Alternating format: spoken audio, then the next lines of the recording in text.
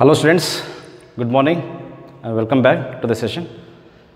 Students, as we know that in previous class we were discussing about the Delhi Sultan and I have given introduction and the rulers of the Delhi Sultans. Students, today in this class we will discuss little more about the Delhi Sultans. I will focus expansion of the Delhi Sultan. Expansion of the Delhi Sultan. So what is the meaning of expansion? Expansion means they were extends. They were the rulers of Delhi, the Delhi Sultans. They will extend their regions. They will occupy other regions. So how they are going to occupy? So what was the steps? What was the plans and steps were taken by the Delhi Sultans during 13th century, 12th and 13th century. So we will focus. So here I have written 3 points. So first one is in early 13th century, the Delhi Sultans focused on fortified towns. Fortified towns. So what is the meaning of fortified towns? Means fortified settlements. So they will construct forts. So they focused on construction of forts in important cities like Delhi and nearby the Delhi, all those things. For example, garrison town. So garrison town means fortified settlements. Fortified settlements. So construction of fort in important place, whether it is trading or commercial or some other any important for administrative purpose, all those things. So garrison town and hinterland. So fortified settlement in hinterlands. So hinterland means, so what is the meaning of hinterland? Hinterland means a land or an area or a place which is adjacent to a city, which is close to a city, which is close to a city. So sometimes you know that the trading, buying and selling, import and export, yes, near the coastal areas in India, near the coastal areas. So there was a trading centers, import and exports, yes. So those areas, especially commercial areas, the areas which was busy in business, in such type of areas, so they had built garrison towns, fortified settlements. What is the intention of building forts? Because to hold the control on in those areas. So after constructing a fort, soldiers were kept for security purpose, armed forces kept for security purpose. So it shows their power, their strength and power. So like this, they started expansion of their region. So apart from this,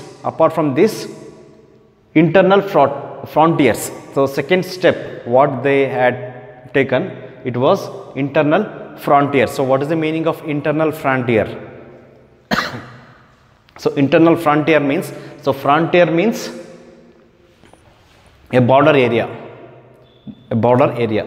So internal means, so little inside means, so which is not the place which is not accessible easily, like the bush range, a forest area, mountain regions. So those regions. So the Delhi Sultans, they focused on internal frontiers to extend the land, to extend the regions. So what they had done, first they focused on forest areas. So especially the Ganga and Yamuna region. So Ganga and Yamuna region, so it was a fertile land. So in your textbook it is given as Doab.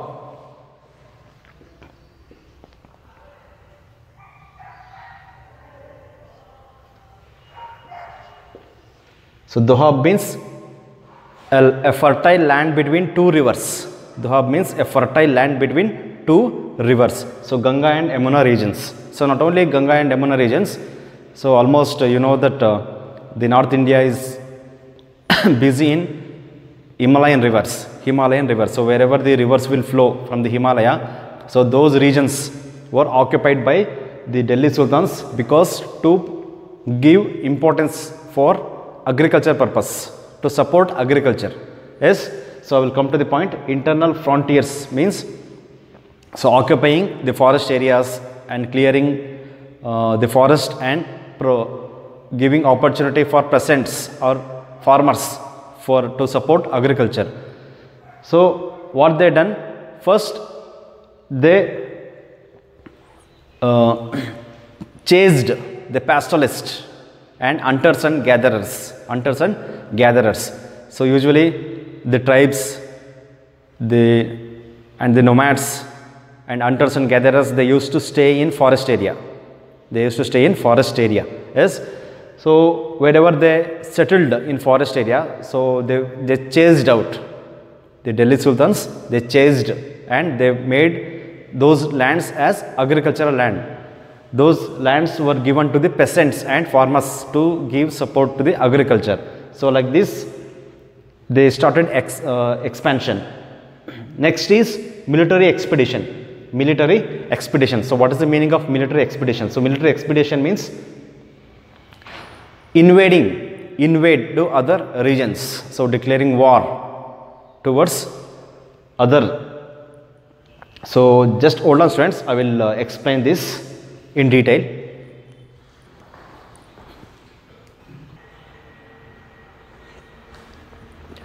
Well, students, I was talking about the military expeditions of Delhi Sultans. So students, I have drawn an outline map of India. So this map speaks about the military expeditions of Delhi Sultans. So moreover, the Alauddin Khilji. So he was also belongs to Khilji dynasty. Once again, it is associated to Delhi Sultans. And Muhammad bin Tughlaq means Tughlaq dynasty. So once again, it is also it is associated to Delhi Sultans. So these two rulers of Delhi, they focused on South India and Southwest and Southeast. They focused on southern regions of Indian subcontinent. So this is, you can observe over here. So this is the capital of their Delhi Sultans, Delhi. So they started expeditions towards the Gujarat and Chittor, Rajasthan, and Devagiri. So later this Devagiri place is renamed as Daulatabad, and they focused on Warangal and present Karnataka, Dwarasamudra. They had come up to Dwarasamudra, means present day Halebeedu, Belur and Halebeedu. Students, from our school last year we visited Belur and Halebeedu, Dwarasamudra. So Halebeedu is known as Dwarasamudra. So under Alauddin Khilji, the Alauddin Khilji's military general Malik Kafur, under the leadership of Malik Kafur, so from Delhi, so they had come to Dwarasamudra. They had come to Belur. They had visited Belur and Halebeedu, and that's why the Halebeedu temple was not up to that mark. It was not finished because of the invention of the Delhi Sultans in medieval India. So they focused on Madurai and Tanjavur. So these three are temple towns. So they had come to South India. They plundered the richness of India. Means ದಕ್ಷಿಣ ಭಾರತದ ದೇವಸ್ಥಾನ ಇರುವಂಥ ಪ್ರದೇಶಗಳಿಗೆ ಬಂದು ದೋಚ್ಕೊಂಡು ಹೋಗ್ತಾರೆ ಅಲ್ಲಿರುವ ಒಂದು ವೆಲ್ತ್ನ, precious wealth. So they plundered the richness of the temple towns and they went back to Delhi. And so after these expeditions, this South India was under the control of the Delhi. And I was talking about Devagiri. Well, students, Muhammad bin Tughlaq, he was the ruler of the Tughlaq dynasty. So he shifted his capital. Muhammad bin Tughlaq shifted his capital from Delhi to Devagiri, and he renamed Devagiri as Daulatabad. He renamed Devagiri into Daulatabad. So what is the intention of Muhammad bin Tughlaq? So if he shift his capital from Delhi to Devagiri, so Devagiri is exactly a center place for his region, entire India, entire subcontinent. So his intention was good, but it was not executed. His plan was good, but it was not executed as per his plan. So his plan and idea was failed. So he shifted, Muhammad bin Tughlaq shifted his capital from Delhi to Devagiri and renamed Dawlatabad. And so he told the citizens to shift along with him to Dawlatabad. So many of them are failed, many of them are died on the way towards the Devagiri. His intention was he can easily control. If he shift his capital, he can easily control entire India. So it was not so easy. Yes or no? They had faced many problems, the financial crisis, economical problem. So he was not got a proper support from the citizens. So it was failed. So like this, the Delhi Sultans expand their regions.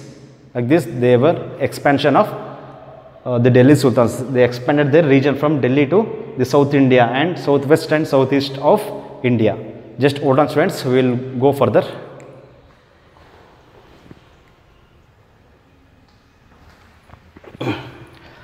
Well, students, next we will focus on the architecture, the contribution towards the architecture by Delhi Sultans. Okay, listen here. So these are the important architectures which was contributed to our country by the Delhi Sultans in medieval age. So still these architectures are present in Delhi. If you visit Delhi, so we can see all these things.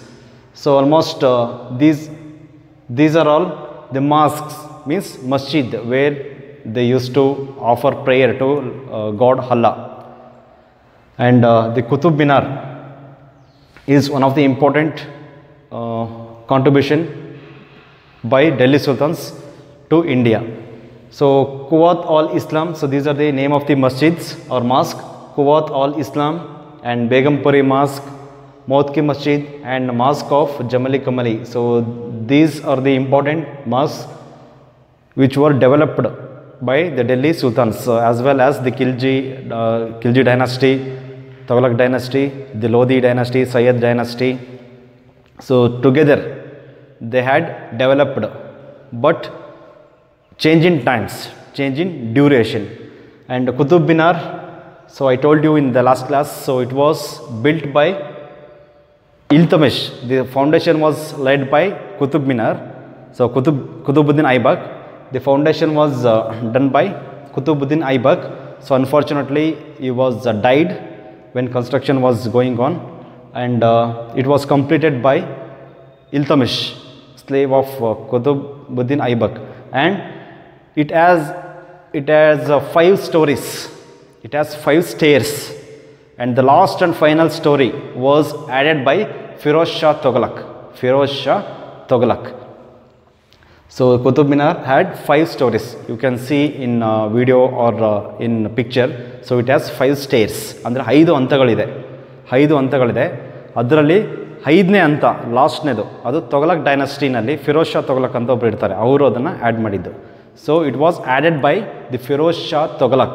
So he was also ambitious ruler, ruled Delhi after Muhammad bin Tughlaq. After the death of Muhammad bin Tughlaq, Firoz Shah Tughlaq ascended the throne and he will rule. So when he was ruling, he added last story in Qutub Minar. So Qutub Minar was contribution. So the contribution of Qutub Minar by Qutubuddin Aibak, Iltutmish and Firoz Shah Tughlaq. So these are the architectural contribution of the Delhi Sultans. I think this much is enough, students. In next class we will focus on administration of Delhi Sultans. If you have any doubts, please ask us.